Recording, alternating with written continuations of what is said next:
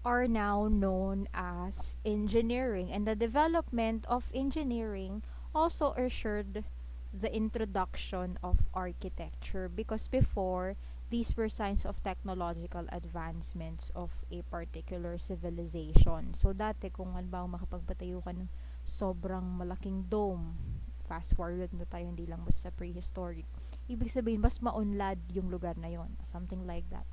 Simple as that.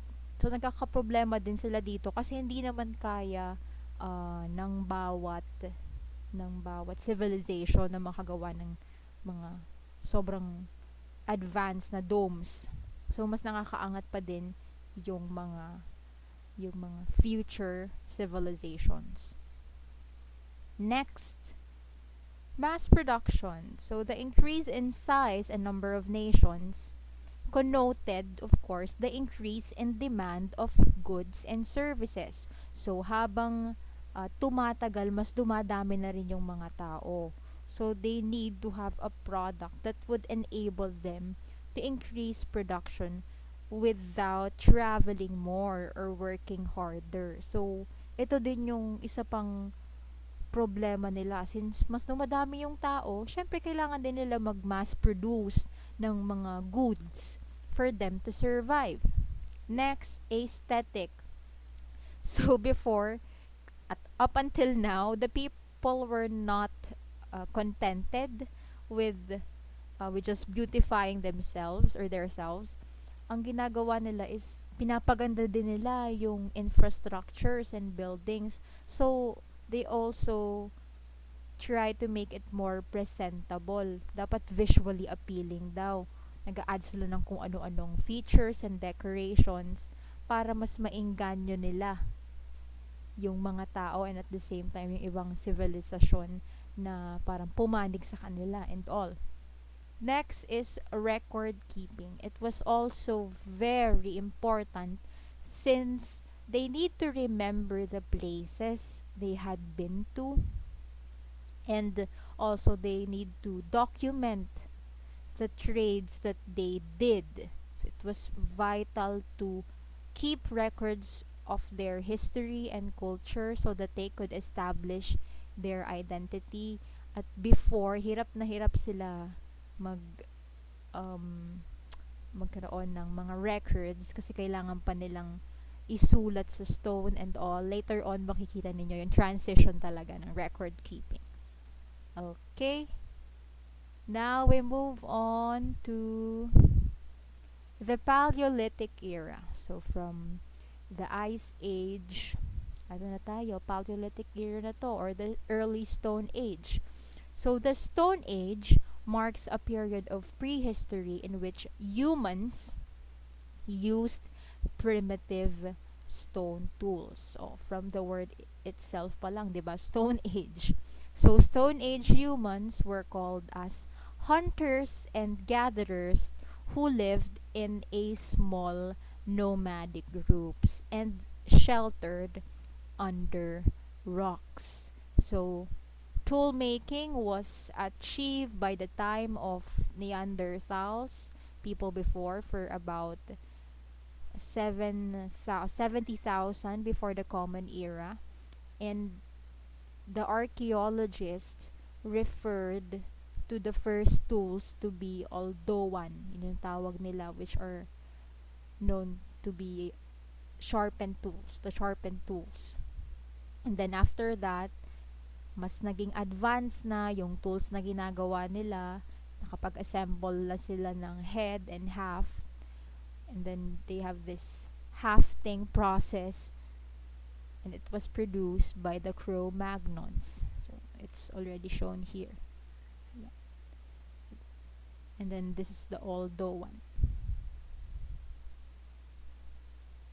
So Paleolithic era, or during the Paleolithic era, ang technology talaga no na ginagamit nila is primarily stones lang talaga, kinarve na stones. And then later on, nagdevelop na, napunta na sa wooden bones, and then nakakagamit na sila ng spears, and of course gumagamit din sila ng net and traps for fish and birds, canoes from logs, clothing from animal skins, and shelter from skins, wood, bones. And mostly sa stone talaga sila nakatira.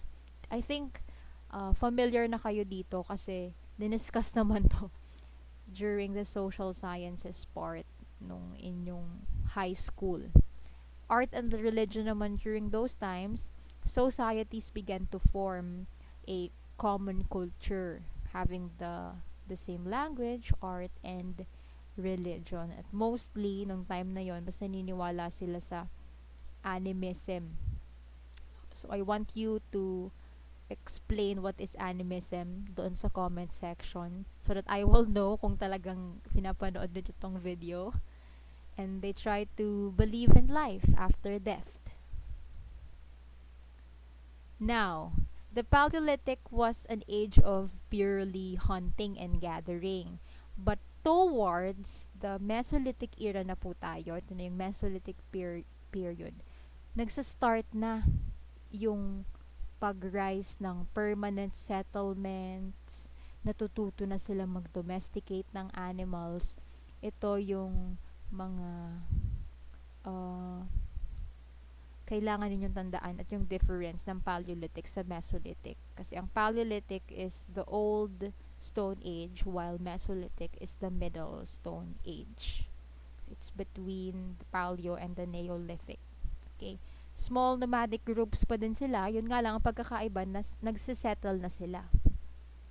This was a brief period that brought about the transition to the next period. So the humans of the Mesolithic era enjoyed the warm climate, unlike those in the Paleolithic era who had to deal with the cold climate. And this era also often is considered as the initial step towards the domestication of humans. Unlike in the case of Paleolithic era, where humans engage in hunting and gathering activities and roam around in search for food.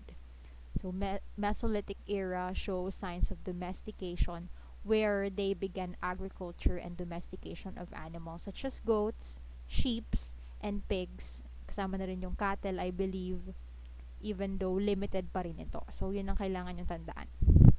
Small nomadic pa din, pero mas nagsisettle na sila. Now, from hunters and gatherers before to settlers. So, ito na yung Neolithic era. Nagkaroon na ng Neolithic Revolution. Kung saan nag-transition na from nomadic hunters and gatherers to agricultural communities.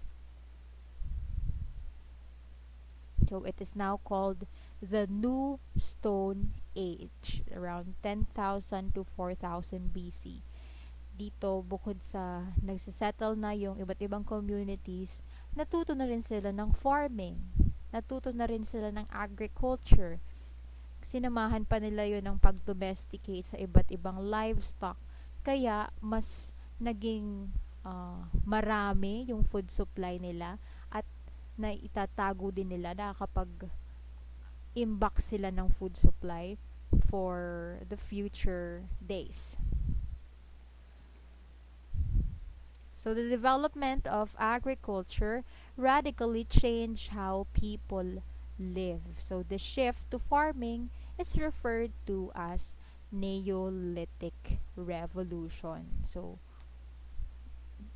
ito na po yung notable information about Neolithic Revolution. Basta tandaan ninyo, dito na nag-start yung development ng agriculture, and many facets of modern civilization can be traced to this moment in history when people started living together in communities.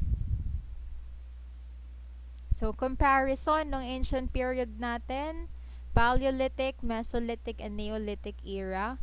So first, dun sa arts and crafts nila sa Paleo, nagpe-paint sila sa cave walls. Usually, pinipaint nila is yung mga animals. Kasi 'di ba nga, nakatira din sila sa cave. And then, Mesolithic naman, they made pottery already. And then, meron pa ding mga cave paintings. At sa Neo naman, bukod sa pottery at saka sa cave paintings, nagka-carve na sila ng objects from wood, building shelters and domes. Next